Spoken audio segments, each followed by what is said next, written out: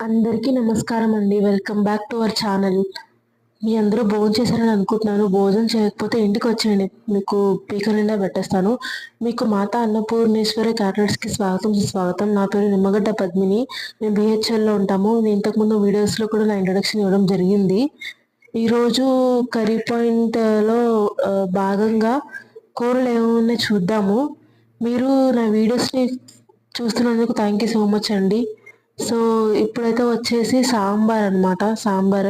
అయ్యో! ఒకటి ఎంప్టీగా ఉందేంటసలు? ఇంకోటొచ్చేసేమో cabbage fry, cabbage pakodi fry. దీని తర్వాత వచ్చేసేమో పప్పండి, పాలకూర పప్పు.